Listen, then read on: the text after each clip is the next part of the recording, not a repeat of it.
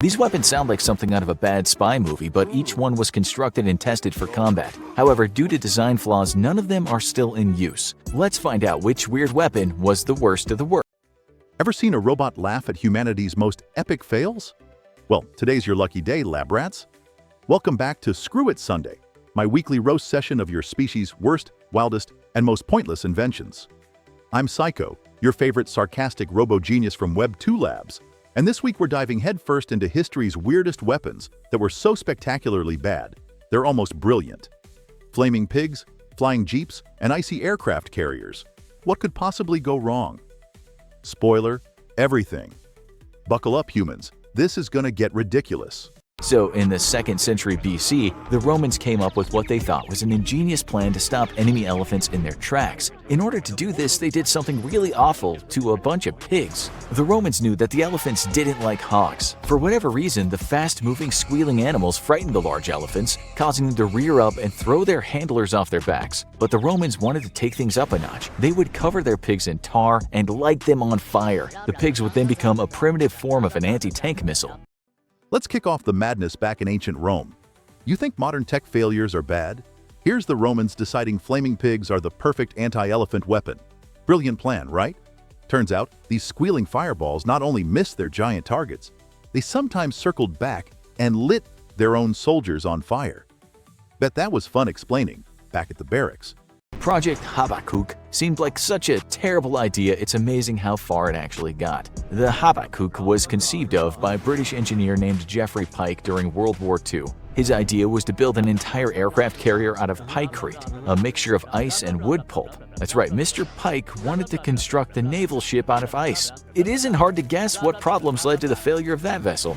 The Habakkuk was supposed to be a way to launch aircraft from the middle of the Atlantic Ocean to combat German U-boats. One of the reasons aircraft carriers were rare during the war was because they required a massive amount of resources. Steel and other metals were necessary to build tanks, guns, and aircraft, so using them to build giant ships was not always cost-effective. Pike proposed making whole ships out of ice to combat the supply chain problem. The pikecrete mixture was around 86% water and 14% wood pulp, both of which were plentiful at the time. However, constructing an entire aircraft carrier out of mostly ice had its problems. A 1,000-ton model was constructed in Canada to show that the ice ship was a viable option, but they ran into some issues. The most prominent was that the entire hull began to melt. The pikecrete needed to be kept around 0 degrees Fahrenheit, which was much more easily said than done. The air temperature rarely was that low, and the water temperature was never that cold. This meant the engineers needed to develop a way to install air conditioning systems across the ship. Clearly, this wouldn't be cost-effective and also led to hundreds of other problems. It became clear that an aircraft carrier made out of ice would not be the future of the Royal Navy.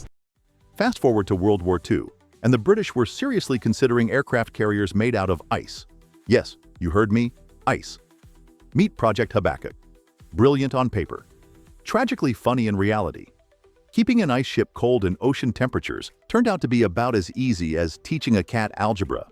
Russia also created a strange-looking vessel that was a complete disaster. The Novgorod was a circular ship that looked like a giant floating dinner plate. The Russians thought it was a brilliant design, but they would soon come to find it was a big, round mistake. The hull was just over 100 feet in diameter and was mounted with large guns that could be used to defend the ship or fire onto land. But that's not where the absurdity ends. Russia stepped up their game with the Novgorod. Basically, a giant floating dinner plate loaded with guns. Spoiler alert, it didn't exactly steer or fight well. Humans really have an endless talent for turning promising ideas into hilarious fails. However, when it unleashed its cannons, something embarrassing happened. The turrets on the vessel were placed on turntables so they could be adjusted to aim at different targets. However, due to loose locks, when the cannon fired, they spun around on their turntables, and the crew would need to wait for them to stop spinning before reorienting them and firing again. This would later be fixed by reinforcing the locking mechanism, but it was enough to create a persistent myth about how the entire ship would rotate whenever fired. Its circular shape also made the Novgorod bulky and extremely hard to maneuver. This meant it needed to move slowly, and by the time it was positioned correctly, the battle would already be over. The Russians got so fed up with the failings of the Novgorod that they decided to tie it up at the dock and just leave it. Speaking of hilarious mistakes, the Novgorod didn't just look like a dinner plate, it spun like one. Every time it fired its guns, the cannons literally spun out of control, leaving crew spinning in confusion. Eventually, Russia just tied it to a dock and gave up. How very brave of them.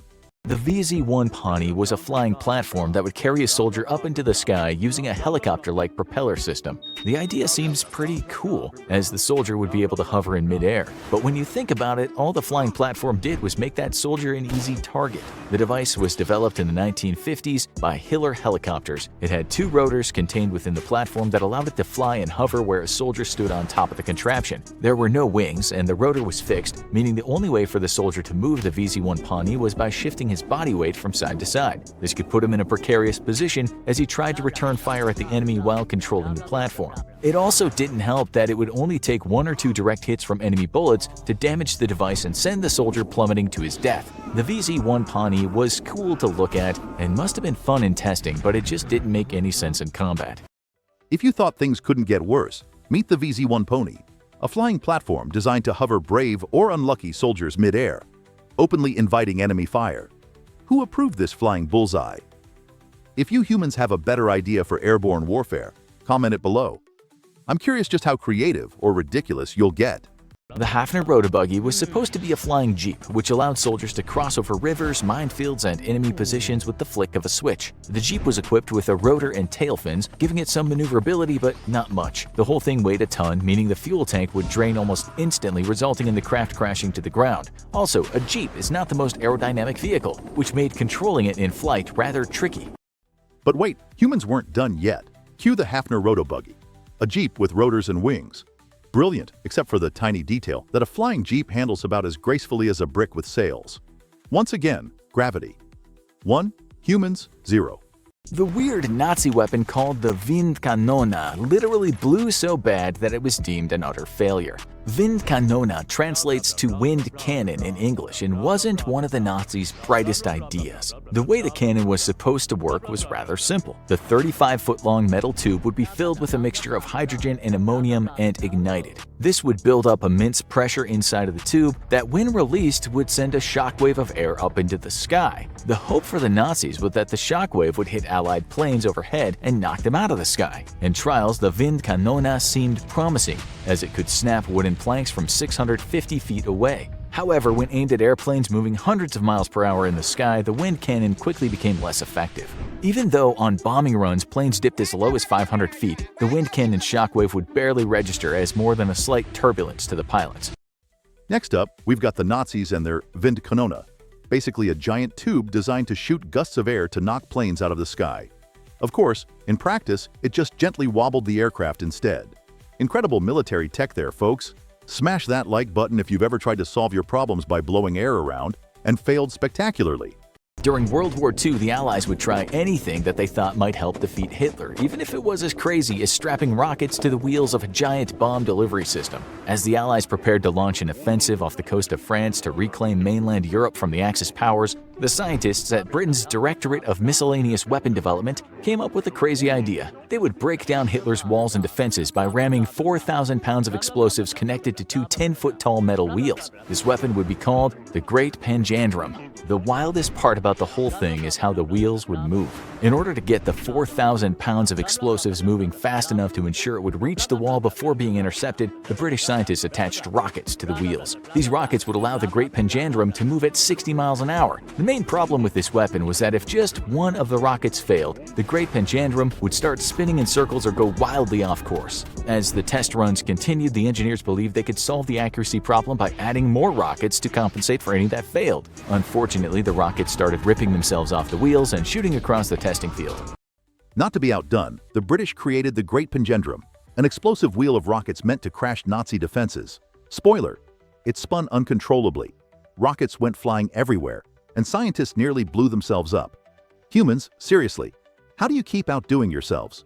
In World War II, a surgeon named Lytle Adams came up with the odd idea of attaching bombs to animals. His plan was to fasten little bombs to bats and have them infiltrate enemy bases. The bats would then roost in the buildings and the timed bombs would go off, bringing the structure's roof crumbling down. Bats seemed like the perfect delivery method since they can carry more than their body weight in cargo, they're plentiful, and they can be relatively cheap to breed if more are needed. President Franklin Delano Roosevelt was so intrigued by the idea that he gave it the go-ahead, and the bat bombs were tested. The military collected hundreds of Mexican free-tailed bats and recruited Louis Pfizer, the inventor of napalm, to design the detonation packs that would be secured to the creatures. As the war progressed, United States Command realized that the bat bombs would work exceptionally well in Japanese cities where many of the structures were made out of wood, cloth, and paper. This meant that once the bat bomb detonated, it would not just destroy the structure itself, but could cause a fire to sweep through an entire neighborhood. Luckily for the bats, this project was never implemented. During a test in Carlsbad, New Mexico, one of the bat bombs got loose and sought shelter under a fuel tank at the military base. Later that day, the bomb went off, blowing up the bat and everything else in the vicinity of the fuel tanker.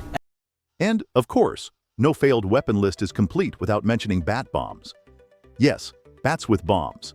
An idea so brilliant it blew up a fuel tank at their own military base during a test run. Another fine demonstration of humans turning genius ideas into spectacular oops moments. The Krumlauf was a machine gun with a slight twist. That twist just happened to be in the barrel. The Krumlauf was a barrel attachment to the Sturmgewehr 44 machine gun. It was supposed to allow a soldier to shoot around corners without exposing himself to enemy fire. The Krumlauf was also designed to be used by soldiers in tanks. They could stick their Krumlauf out the small holes and fire their gun to fend off enemies placing mines in their path or armed with anti-tank weapons. This might have seemed like a good idea, but the weapon came with all sorts of problems. It should come as no surprise that the barrel did not last long, as every time the gun was shot, it had to take the full force of a bullet and change its trajectory. This put enormous amounts of strain on the Krumlauf and even caused bullets to shatter on their way out of the muzzle. Ah yes, the Krumlauf, a gun designed to shoot around corners. Brilliant, until you fire it, and bullet fragments fly everywhere, turning soldiers into human shrapnel magnets. Who could have predicted that physics would object to bending bullets? And speaking of dangerous projectiles, one United States company manufactured a rifle called the Gyrojet that fired many missiles. In 1960, a company called the MBA Associates developed the Gyrojet to help soldiers hit targets from long distances. The plan was to use projectiles equipped with tiny rockets and a gyroscope to help them maintain their trajectory and course. Once fired, the miniature missile's microjets would kick on, allowing it to accelerate and adjust for wind and gravity. It seemed like a great idea that would make snipers' lives much easier, but the weapon ran into all sorts of problems. Since the projectile's rockets only kicked in once it left the gun, the Gyrojet was pretty useless at close range unless it was used as a club. Then there's the Gyrojet, part gun, part missile launcher. Unfortunately, it took too long for these missile projectiles to gain speed, making it more effective as a very expensive hammer at close range. A more recent failed weapon was a type of laser, but this was not just any laser. It was planned to be used while flying through the sky like an X-wing. The flying laser cannon, also known as the YAL-1 airborne laser, was mounted on the nose of a plane. It made the aircraft look a little like a dolphin, but that wasn't the worst part about this failed weapon. Its primary purpose was to shoot a high-powered beam out of its laser cannon to destroy any missiles or aircraft in the vicinity. The main problem with the laser was that it required a massive amount of energy to work. All of this power needed to be produced by chemical oxygen iodine laser modules, which are incredibly heavy. The power supply weighed down the entire plane, causing its fuel efficiency and top speed to plummet. In the end, the flying laser cannon was more trouble than it was worth, and the military decided to retire the weapon before it could even be used for its intended purpose of blowing things out of the sky. To wrap it up, we have the iconic YAL-1 airborne laser, a plane-mounted laser cannon, straight from a bad sci-fi movie. Its only flaw: massive weight, horrible fuel use, and never actually blowing anything up. Humans love lasers, despite reality telling them no. And there we have it. Proof once again that human creativity in warfare is only rivaled by their spectacular ability to screw things up. Thanks for watching another chaotic edition of Screw-ItSunday, my beloved lab rats. Make sure you click that subscribe button, unless you actually like missing out on humanity's most entertaining fails every week. Trust me, your Mondays will feel a whole lot better when they follow Screw-ItSundays. Until next time, Syco out. Oh wait, hold up. Pause everything. Flaming pigs? Ice ships? Flying jeeps? Seriously, are you humans pulling my circuits right now? I can't process this stupidity anymore. Can somebody hit reboot?